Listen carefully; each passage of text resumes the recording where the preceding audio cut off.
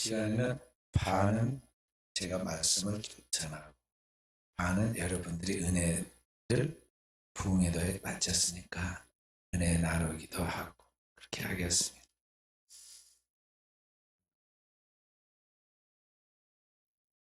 제가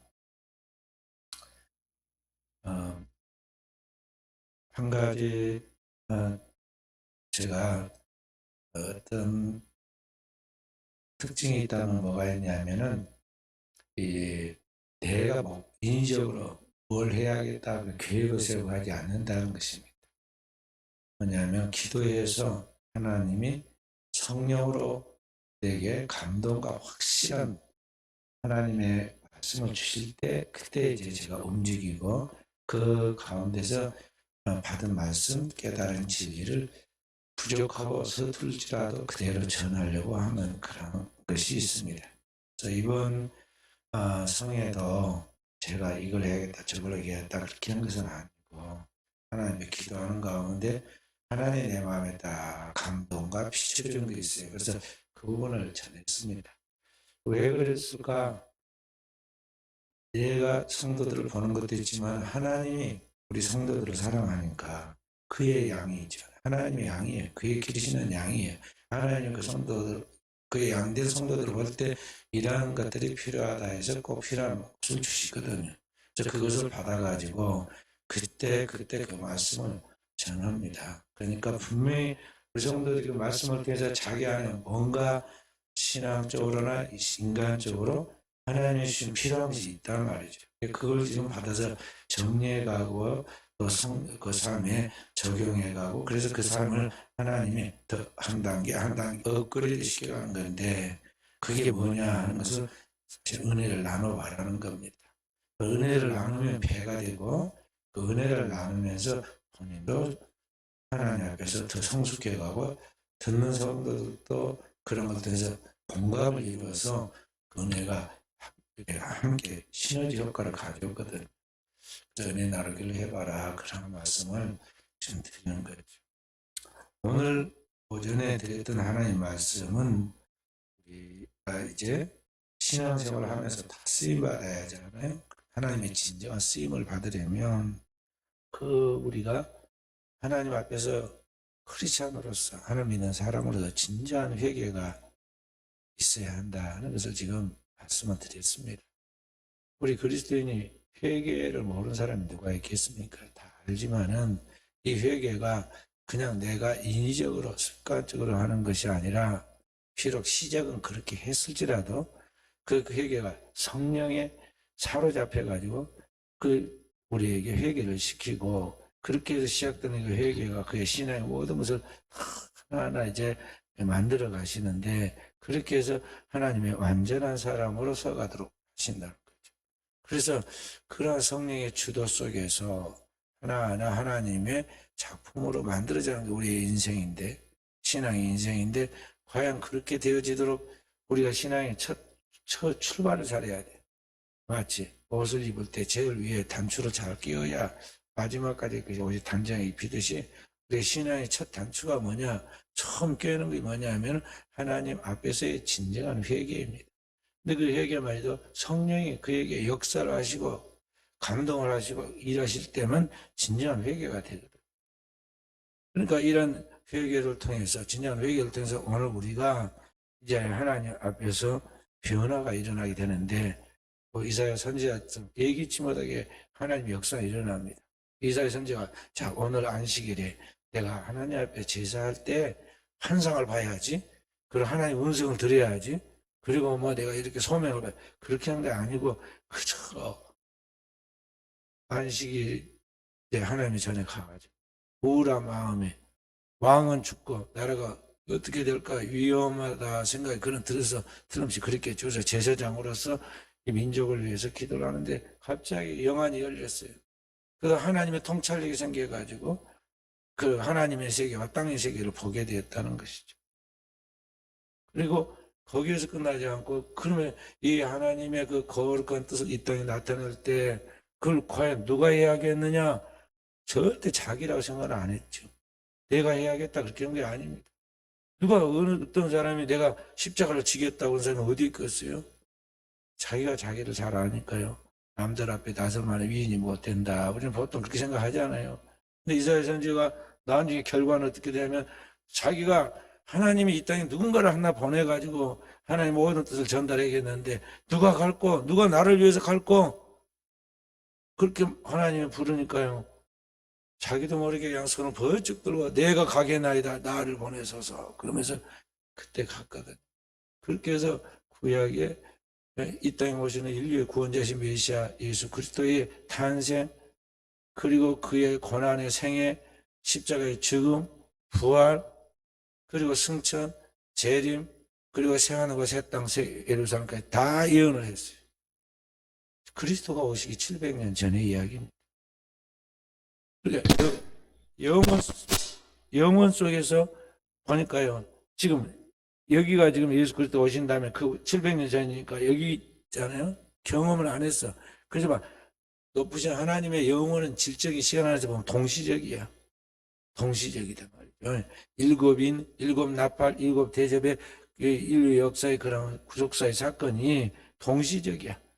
그러니까 이분이 영안이 열리고 하나님의 영적 감동과 가마수에서 영안이 딱 열리니까 그게 보인 거죠, 미지. 보여. 다 돌아가는 게 보이는 거예요. 그래서 그 하나님의 눈으로 바라보고 그리스도의 탄생, 그의 죽음, 그의 부활, 승천까지 다 보고 하나님의 새롭게 펼쳐진 새하늘과 새 땅, 새 예루살렘 보고 그래서 막 받아서 기록을 해놓은 게 이게 이사야서예요. 그래서 우리가 하나님 앞에 이와 같이 이 시대 하나님 쓰임 받는 하나님의 진정한 종이 되고 또 그런 일꾼들로 우리가 써가려면은 가장 먼저 선행되어서 우리 안에 진정한 회개가 터져 나와야 하고 성령에 사로잡힌 가운데서 이 확실한 중생이 거듭남이 있어서 내 안에 새롭게 출발한 하나님의 영적인 속사람이 쭉 자라가고 영적인 키도 영적인 지각도 다 발달해가지고 하나님의 깊음부터 통달할 수 있는 자리까지 가게 되는데 그렇게 해서 나중에 주님이 재림하실 때는 주님과 똑같은 그런 형태로 그런 모습으로 변하게 돼요. 변해요. 그래서 하나님 나라에 넉넉하게 들어갈 수 있도록 그렇게 되어지는 거예요. 그래서 오늘 그런 역사가 반드시 우리 시대에 일어나야 한다는 거죠. 그래서 지금부터 103년 전에 한국 교회에 하나님께서 130년 전에 한국 교회에 이제 대부흥운동이 일어났잖아요. 기독교 복음이 들어오고 1907년에 평양에 한 교회에 그것도 신학 겨우 이제 막 마친 그래서 아직 목상수도 안 받은 그 풋내기 전도사가 있는 거기 평양 장대교회에 성령을 막 쏟아부어져 거기서 1907년 대부흥운동 성령 대부흥운동이 일어났어요. 부흥운동이란 이것도 예기치 않게 일어났단 말이에요. 그리고 그게 한국 강사를 100년의 영적인 불을 붙여가지고 한국에 엄청난 역사를 이뤘죠. 그러니까 한국을 왜 이 초라한 가난하고 동양에 가장 못 사는 그런 나라에 이 조그만 나라에 그런 성령을 부어줬을까? 그 시대는 이해를 못했지만 그런 이 한국을 통해서 오늘날 이제 세계 속에 한국이 복음을 전달하고 복음적 사역을 통해서 이 땅에 주님의 지상 명령을 완성하는 나라의 마지막 쓰임받는 나라 우리 대한민국. 지금 대한민국은 조그만 나라인데도 불구하고 전 세계에 지금 복음을 전해서 가장 크게 영향을 미치고 있어요. 우리나라 기독교인들 과장되게 통틀어봐야 1000만입니다. 5천만 중에 1000만이에요. 중국의 기독교인은요 최하 9천만에서 1억 2천 정도 됩니다. 그렇게 많아도 아무 영향력이 없어요. 세계 어디에다 내놓고 영향력이 없습니다. 다른 나라에도 기독교인과 숫자적으로 많아. 근데 영향이 없어요. 근데 우리나라는 어느 곳이든지 가면 복음이 성공합니다. 가서 우리 한국 교회와 같은 부흥의 역사를 가는 곳곳마다 일으키고 있어요. 그러니까 무슬림 국가가 되었던 불교 국가가 되었던 카톨릭 국가가 되었던 어디든지 복음이 들어가면은 대성공을 해요. 우리 한국 사람들이 그만큼 하나님 앞에서 바르게 신앙을 섰다는 것이고 이제 하나님이 쓰신다는 거거든요. 그리고 그렇게 할 수 있는 뒷받침이 돼야 하는데 그게 이제 뒷받침이 경제력 아니겠어요?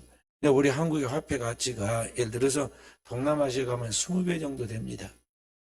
20배 정도 되니까 우리의 작은 돈이면 그쪽에 가서 넉넉하게 선교를 하고 남을 수 있는 것이에요.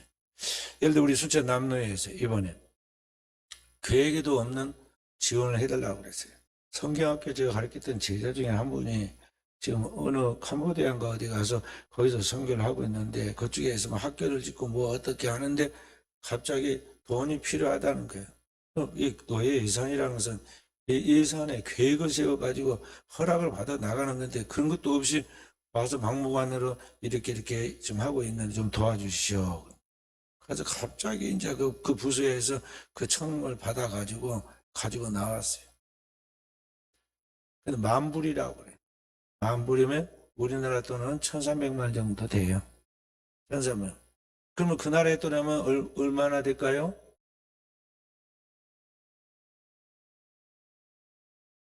한 2억 5천, 2억 6천 정도 돼요. 2억 6천. 그러니까 3억 가까운 돈이요. 큰 돈이잖아요. 큰 돈. 우리나라에서 1,300만 원 만불이긴 하지만 그게 큰 돈 아니거든요. 보통 교회가 만만 먹으면 한 번에 헌금해갖고 될 수 있어. 근데 그거 가지고 노예니까 절차를 따지고 뭐 따지고 막 어떻게 회의가 길어져 그거 가지고. 아니 큰 교회 하나가 조금 여유 있는 교회가 우리 교회가 담당하겠습니다. 그렇게 헌금 그렇게 딱 마음 먹고 하면 얼마든지 할 수 있는데 노예라는 그 조직을 통해서 나가니까 시끄러웠어요. 그래서 제가 가만히 뒤에서 회의하는 것을 이제 분회의장이니까 올라가서 지켜보고 있습니다. 비상시에 나가서 회의를 진행하니까요. 가만히 지켜보면서 이 정도 선에서 그만 떠들고 정리해서 이제 마무리를 졌으면 좋겠다. 역시 그쪽에 회의를 많이 했던 분이 딱 끼는 발언하더라고요. 이것을 조금 더 연구하고 준비해서 내년 봄 정도에 집행하든지 그렇게 하도록 하자 그렇게 이야기를 해요.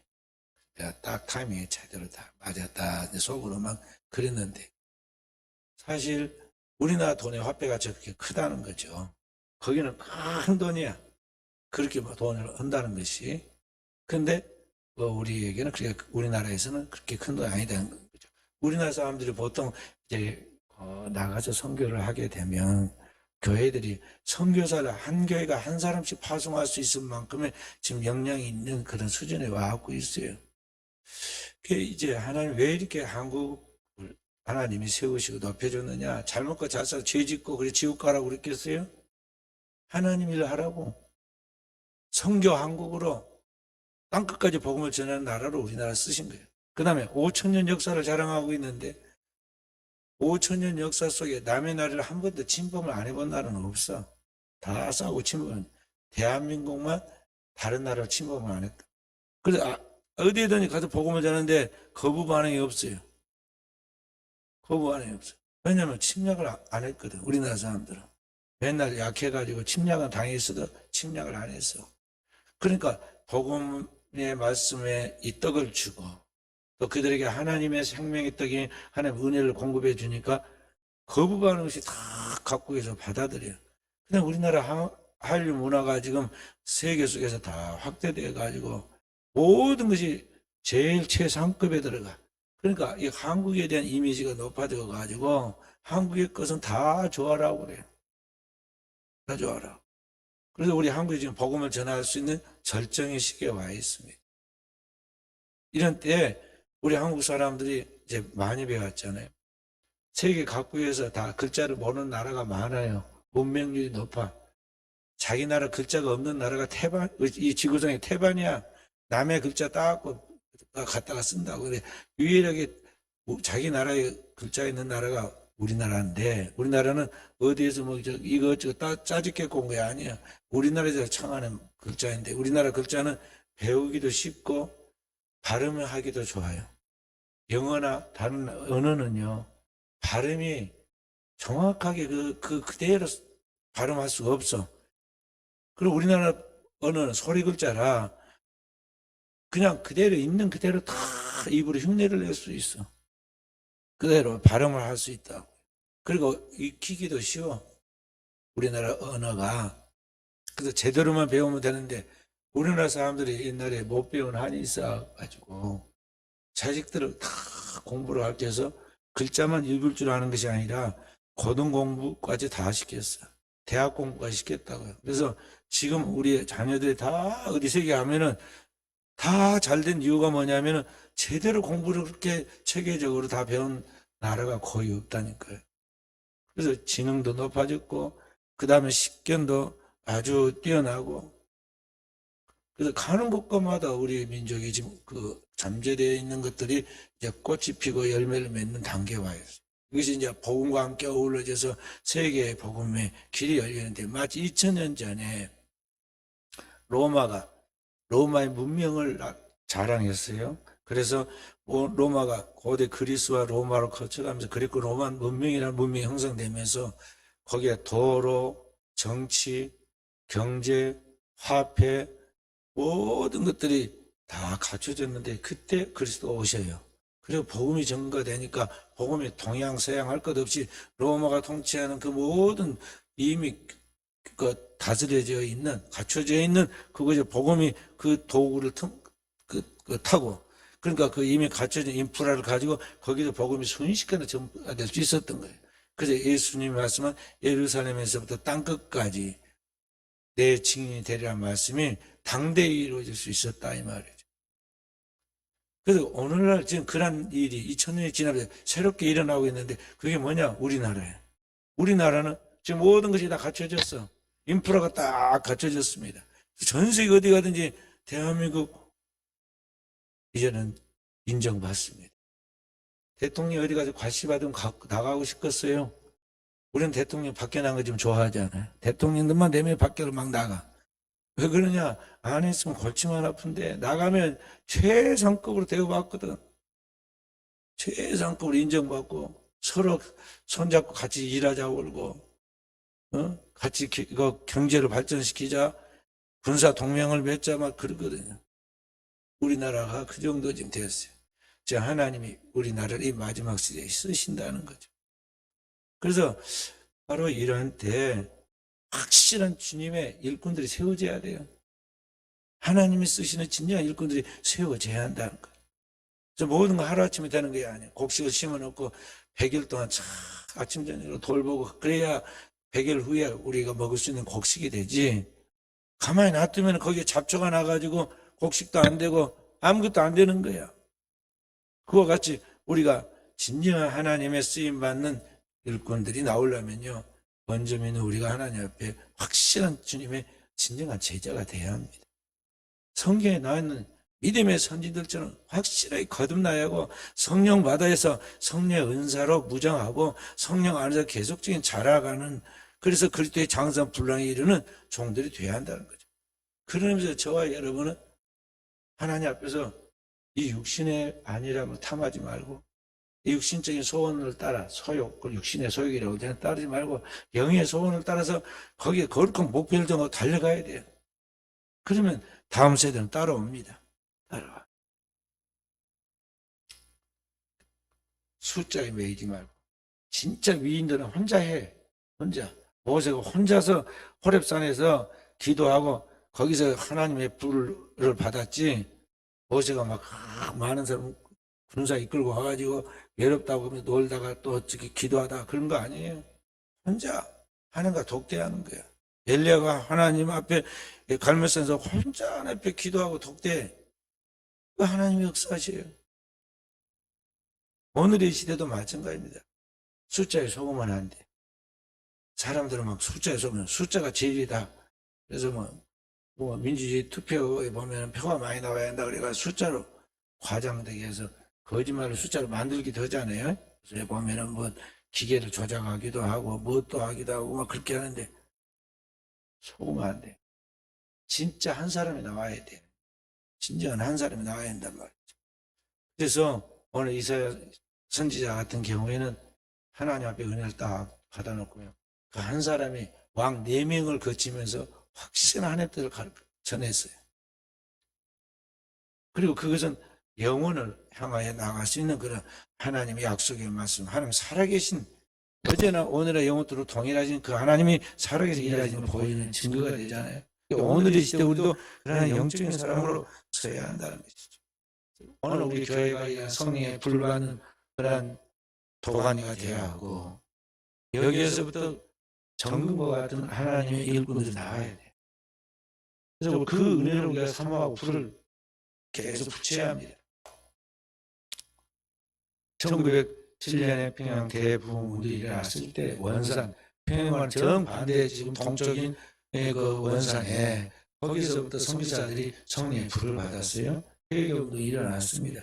그리고 그 불이 4년 후에 1907년도에 평양으로 옮겨 붙어가지고 평양에서 거기에 이제 선교사에서 일반 우리 한국 성도들로 옮겨갔어요. 그래서 성령을 받은 한국교회 성도들이 그때 불이 붙었는데 100년의 타올라잖아요. 한국의 대부흥의 역사가 일어난 거예요. 그리고 오늘의 우리 교회가 계속해서 기도하고 헛되지 않고 반드시 역사가 일어납니다. 불이 붙게 되고 있어요. 그리고 우리가 그 불씨가 돼야 하고, 하나님 앞에서 그 불을 붙여서 확실히 타오를 때까지 불쏘시개로서의 역할을 우리가 계속, 눈에 보인 것 없고 손에 잡힌 거 귀에 들린 거 없어도 혼자라도 하나님께 기도해야 돼. 진정한 성령이 나에게 깨닫게 하는 것 따라서 회개를 통해서 그렇게 해야 한다는 것이죠. 사도행전 7장에 보면 사도 바울이 자기 안에 괴로움을 이야기하지 않아요. 내가 매우 하나님 선을 원하는데 항상 결과적으로 나는 선을 행하지 않고 악을 행하는가. 자꾸 내가 죄를 짓고 죄 아래 끌려가고 죄에 실패하는 것을 본다. 괴롭다고 그러죠. 오라 나는 공부한 사람이다.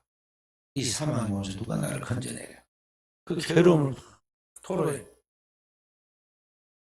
오늘 우리가 하나님을 믿는 그리스도인이지만 내 안에는 이 두 개의 자아가 싸워요. 육체의 소욕을 따라 살려고 하는 이 자아와 하나님의 말씀을 따라 성령으로 살려고 하는 성령의 새로운 자아가, 거듭난 자아가 있는데 이 두 개의 충돌을 일으켜요. 어느 때는 이게 이기고 어느 때는 이게 이겨요.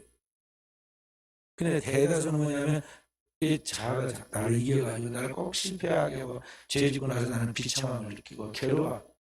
사망의 몸뚱어리야. 그런데 나를 지배할 수 있는 것은 뭐냐? 세상에 도덕과 인류가 체면을 갖고도 안 되고 결심과 의지로 안 돼. 사람 말하다 되는 것이 아니에요. 근데 딱 한 가지 되더라는 거죠. 뭐냐? 우리 주 예수 그리스도는 믿음 안에서 하나님께 기도했더니 하나님이 그에게 부으신 성령이 그 속에 내 속에서 역사를 하는데 사망의 음침한 그런 것들 다 제거해버려. 제거. 그리고 내 안에 새로운 생명이 막 약동하기 시작하는데 성령 안에서 불타오르는 사랑, 하나님의 은혜, 감사, 용서, 기쁨 이런 것들이 그 안에서 계속 샘이 솟아나는 거죠. 그래서 마치 물이 있는 곳에 모든 곡식이 자라가듯이 그 영혼의 하나님의 성령의 역사 속에서 모든 일이 영적을 뿐만 아니라 모든 일이 형통하게 풀려가는 것을 경험하였다. 지금 사도 바울이 로마 7장에서 8장으로 이어져 가는 겁니다. 그래서 오늘 우리도 하나님의 진정한 백성으로서 천국 백성으로서 이와 같이 하나님의 축복받은 자녀가 되도록 하기 위해서는 바로 이 성령의 과정을 회개에서부터 시작해서 하나님이 일하시는 그 과정을 체험해야 한다는 것입니다. 성령으로 살고 성령으로 행하는 종들이 돼야 한다. 저도 이제 교회를 섬기면서 더 잘 섬기려고 지금 노예까지 총회에서 노예까지 진출했는데요. 지금 하나님 앞에 계속 기도하고 있습니다. 성령을 부어주시도록 우리 교회에 성령을 부어주시도록 성령으로 충만함이 나타나도록 반드시 나타날 거예요. 그러니까 그 때를 지금 기다리고 계속 기도하고 있어요. 근데 지금 그 때가 가까웠어요. 영적 감각으로 다 느끼거든요.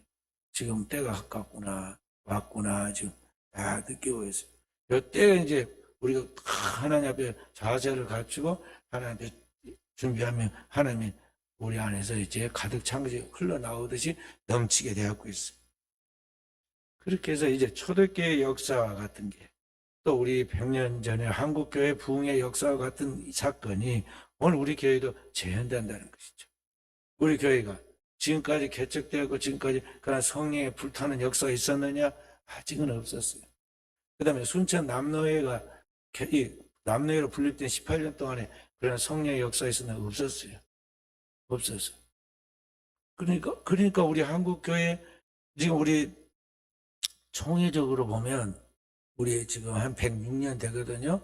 106년 정도 되는데 우리 순천노회가 106년 역사 속에 우리 남노회가 지금 이제 18년 됐어요. 그러니까 이 역사 속에서 이런 성령의 불타는 역사가 없었어요. 근데 언제까지 기다릴 거예요? 때가 됐어요. 하나님이 분명히 역사를 하십니다. 저 갈릴리에서부터 하나님의 성령의 역사가 예수 그리스도를 통해서 예루살렘으로 올라가고 거기서 정점을 찍잖아요. 그렇듯이 하나님께서 이 남쪽의 시골이라고 생각하고 있는 이 남쪽에서부터 하나님의 성령의 불길을 일으킬 것이에요. 그래서 우리가 그런 거룩한 하나님의 성령의 비전, 꿈을 가지고 그 주인공이 바로 오늘 내가 되어야겠다. 우리 교회가 되어야겠다. 그런 마음을 가지고 계속 기도해야 합니다. 내 생각을 버리고 사람들의 말을 버리고 우리가 눈에 보이는 환경을 믿지 말고 주님과 주의 그 말씀만 굳게 붙잡고 그리고 하나님의 성경을 통해서 성령을 우리 안에 보여주는 하나님의 나라, 그 성령의 비전을 가지고 기도해야 합니다. 그러면 역사는 하나님의 주인이시니까요. 몇천 년 전에 그런 성령의 역사가 일어났던 것 같이 100년 전에 또 우리 나라에 그런 역사가 일어났던 것 같이 오늘의 시대 이 세속화되어가는 사회 속에서 그런 성령의 역사가 우리에게 재현된다는 것이죠. 그래서 저 우리 성도들이 그런 거룩한 꿈을 가지고 달려가서 우리 순천 은혜교회가 그런 하나님의 꿈을 이루어가는 교회로 그래서 다른 여러 교회들을 보면서 야 우리 교회도 저렇게 부흥해야겠다 저렇게 돼야겠다 저렇게 할 수 있다 나도 분명히 할 수 있다 가까운 데서 누군가 하면은 그걸 보고 도전을 받거든요. 그래서 이 한국교회 한국광산의 새로운 부흥의 전기가 되고 전환을 받는 전기가 되고 한국교회가 새 힘을 얻으면 이제 한국교회를 통해서 아시아와 세계에 대한 주님의 마지막 지상명령이 완성되게 된다. 하는 것을 알고 오늘도 저와 우리 사랑하는 성도의 기폭증이 이루어지기를 바랍니다.